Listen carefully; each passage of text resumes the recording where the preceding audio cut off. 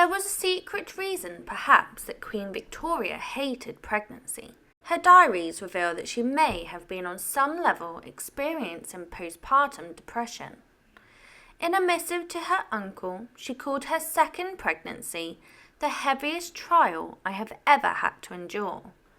Victoria was obviously, as most women are, scared of childbirth, and it was still not the safest undertaking of a woman and the strain that it put on her body.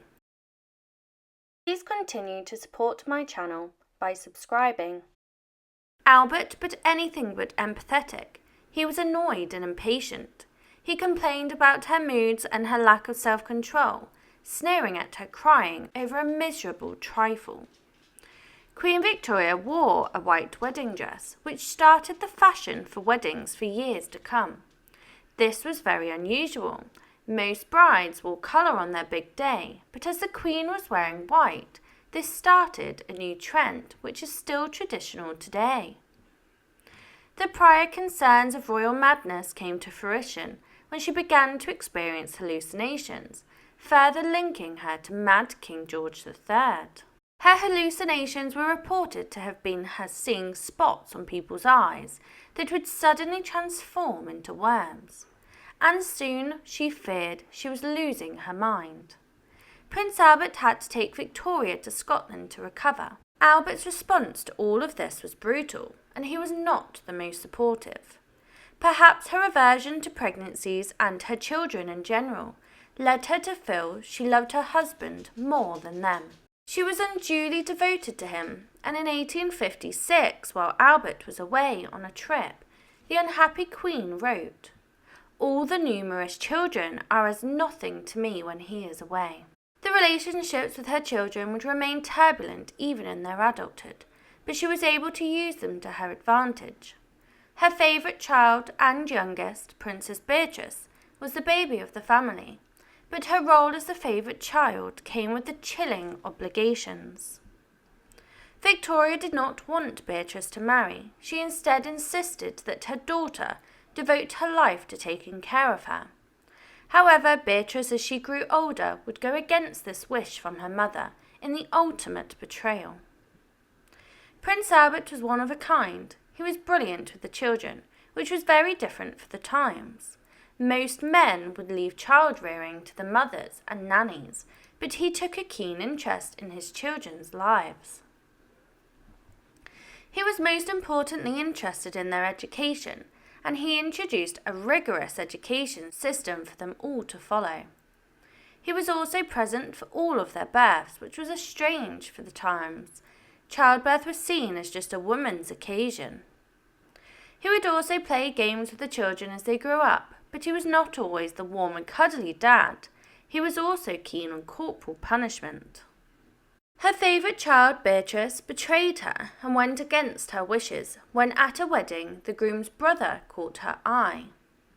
She spent the wedding day with Prince Henry of Battenberg, and they enjoyed each other's company, talking, dancing, and sharing flirtatious romance. Beatrice returned home and told her mother she was to wed Prince Henry. Queen Victoria was in charge of the matchmaking between the members of the family, and her permission was required for a marriage to go ahead. Beatrice was over succumbing to her mother's demands, and she no longer cared for her opinion on the matter. The Queen's response for the princess's rude approach to her match was to famously ignore her. Victoria was devastated at the prospect of her youngest child leaving her. She retaliated with cold and cruel silence and refused to respond. She ignored Beatrice for 7 months, only writing notes to her if she needed to communicate something. A year and a half after the princess had announced her engagement to Prince Henry, the Queen finally agreed to speak to her daughter face to face, but she was armed with a selfish ultimatum.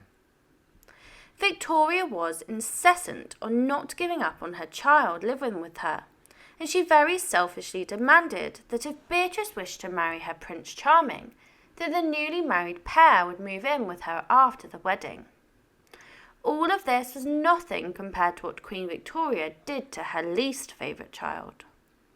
A dark secret clouded the royal family, whereby the males born to the many match-made couples that descended from Queen Victoria would suffer from a genetic disease called haemophilia, which prevents blood from clotting properly. Victoria had passed this on to her son, and suddenly the prince's dangerous falls and sickly disposition made all too much sense.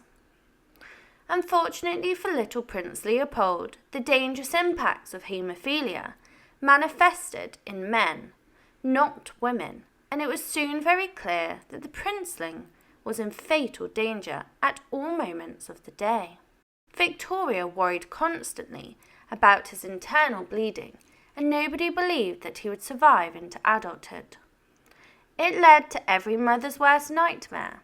Leopold died at the tender age of 30 after a cerebral hemorrhage.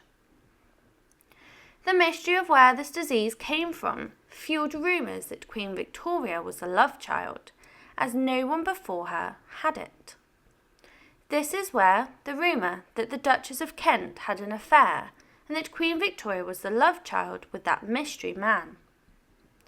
And there is one more piece of evidence for this theory. Another royal disease was porphyria. This has been prevalent in her ancestors, especially in her grandfather, Mad King George III. This disease failed to be passed on after Victoria, but haemophilia rose instead. Did the Duchess portray a legitimate heir of England, or was she the product of a steamy affair? It is unlikely that a carrier of the haemophiliac was the Duchess's lover, as he wouldn't have lived long enough into adulthood before he died. It is a possibility that the Duchess was the one who passed this fatal disease on to her daughter, since it is a random mutation in 30% of cases. Queen Victoria always wore her emotions on her sleeve, and she was easy to offend as well as disappoint. Her displeasure was evident with the Liberal Prime Minister, William Gladstone, who displeased her incessantly. Victoria called him half crazy and a ridiculous old man, while she disparaged his government as being the worst I have ever had. Join me in part 4 to delve into some very strange facts on Queen Victoria, the strange gift Prince Albert bought her, and her further disapproval of prime ministers, as well as her own son.